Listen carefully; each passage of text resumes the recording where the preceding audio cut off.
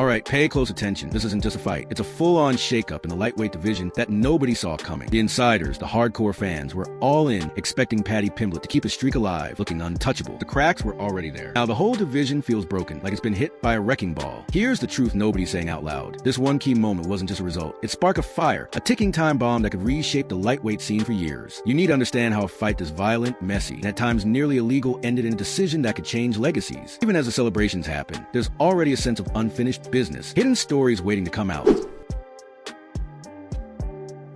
Obviously delivered in the main event, capped off with a war. Just give us your thoughts on Justin Gaethje and Paddy Pimblett delivering a 5-round battle. Yeah, I mean, what a couple. So Paddy Pimblett at the weigh-in yesterday says, I'm going to knock this motherfucker out tomorrow. And I was like, that's interesting.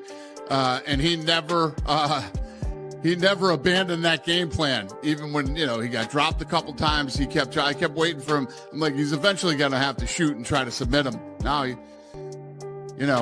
I didn't know Paddy Pimblett had a chin like that till tonight. And, yeah, absolute dogfight in a war, and much respect to both guys. The only choice. And I knew he wasn't going to quit. He's not a quitter. I've never seen him quit, never seen him give up. And luckily, I found some success early. Like I said, I was going to have to steal some momentum, and half of wrestling is stopping people from taking you down.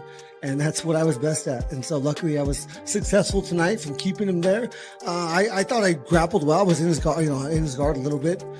If I took my foot off the pedal for a second, he was on my ass. And he did a good job up to the last second. I really wanted to finish him. But I loved teaching him a lot. He said my face was not going to look the same after the fight, and his would look the exact same. So as soon as it was over, I was like, well, look at your face, motherfucker. It does not look the same. You cannot have that mentality when you come in there. He needs to accept the worst possible outcome, and that's how you perform the best, when the pressure's not.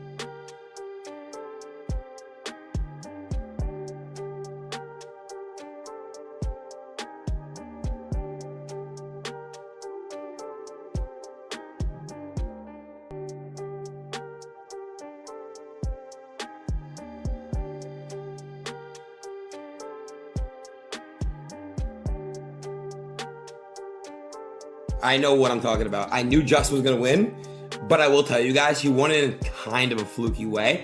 There were multiple eye pokes, and he kind of did get him in the balls. But, chat, can I ask you guys a genuine question? And I'm not shitting on anybody. Do you guys really think either of them are going to beat Topuria? Come on. And I like both fighters, but, dude, I'm not going to lie, bro. Topuria is going to kill whoever. It doesn't matter. It really doesn't. It really does not matter. That's the problem. Dude, Topuria is it's going to be crazy.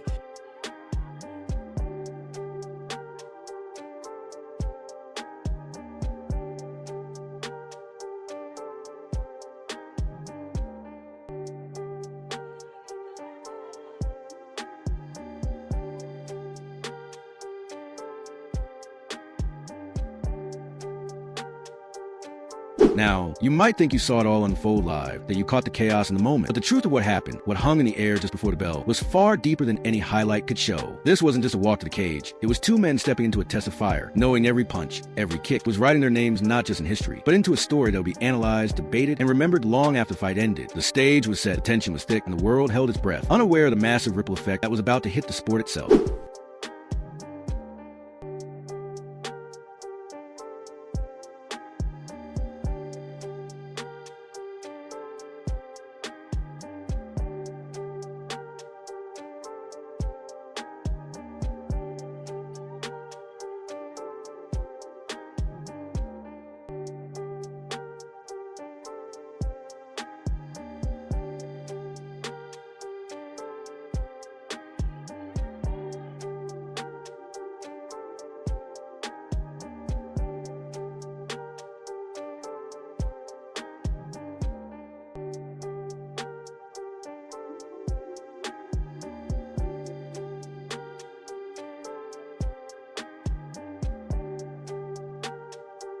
The emotions after the victory were obviously very clear in the cage, but I just wonder if you can kind of put it into words now, just how much that result meant to you in getting the win tonight.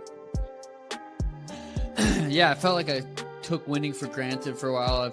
I feel like I never lost. Now coming off 2 losses, I was like, man, it really feels good to win. So I don't usually get like that too. I usually after a win, I just kind of, like I said, I just feel like I was always gonna win. So after coming off those losses, I was definitely felt good.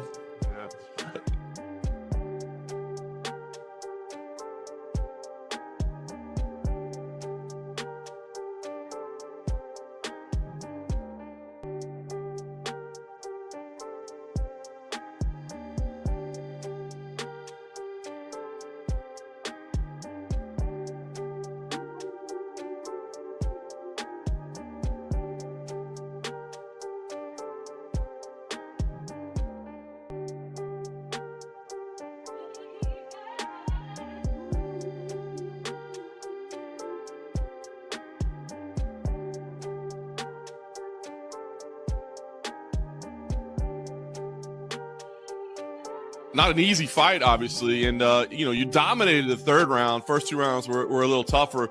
What do you think was the key to having such success in that third round versus what played out in the opening 2 rounds? Yeah, I feel like the first 2 rounds, like he took me down at the end of both of them, but he didn't really do anything. I don't know. I feel like I didn't even know I got hit. Tim said there was a video he hit me with like a left hook, but I just feel like I didn't even take any damage other than inflicting damage on myself from kicking him and stuff. But yeah, I feel like I won every round as far as damage goes, but I'd have to go back and watch it. Yeah, the way the judges had it, they had you winning round 1 and round 3 obviously was clear. I know after the fight was over, I saw you're walking around, you're like, hey, that's my fight, I won that's my fight. Was that you kind of like hoping and thinking, or did you know for sure? Did you felt confident? Again, I didn't feel like I got hit. Like, so in my head at the time, I mean, I must have got hit once or twice, but I really didn't feel like I got hit. G versus Topuria, it's probably going to be a crazy fight also, most likely. Yeah, I agree. It's going to be interesting. I think that Ilya hits like a truck, and so does Gaethje. And I think if Gaethje prepares properly and gets ready for this fight, it should be a fun one.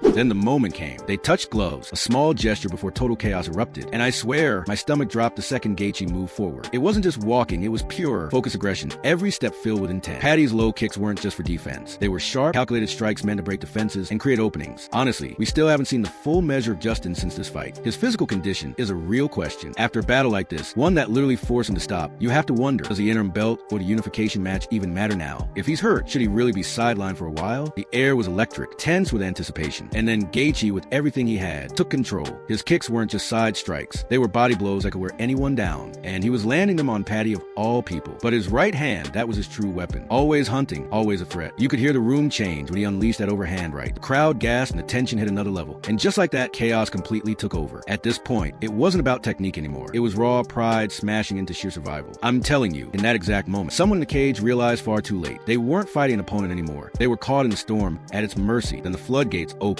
A brutal combination, a savage uppercut, and then the undeniable knockdown. The way Justin chased it, sensing blood in the water, wasn't strategy. It was pure feral instinct taking over. And when Paddy somehow rolled, popped back up, and got kicked down again, a cold, sinking thought hit me. Oh no, this isn't just a tough fight. This could get career-ending. And if you think it was only chaos inside the cage, wait until you hear about what almost derailed everything behind the scenes. That's when Gaethje, almost like he decided to throw caution aside, started swinging like defense didn't exist. He was literally ducking into uppercuts, taking shots head-on as if to make a point. Relentless, fearless, and completely unhinged. And that's exactly when eye poke happened. It was clear, it was ugly, there was no denying it for anyone watching. But then, in a moment that made no sense, the crowd started booing the wrong fighter. And right then, something inside the fight and the arena snapped. Controversy doesn't just appear. It sharpens like a knife when someone clearly benefits from confusion. As round 2 exploded, Justin Gaethje swung with so much raw power, he nearly fell over himself, almost off balance, while Paddy Pimblett's uppercuts landed like clockwork, relentless, precise strikes. And yet, unbelievably, Justin just kept coming, ignoring pain as if it were an insult he couldn't accept. Now, pay close attention, because this is where the whispers really began. There were eyewitnesses cage side who saw something, and if that ever comes out, it could completely change how this round is remembered. Justin went to the body, landing devastating kicks,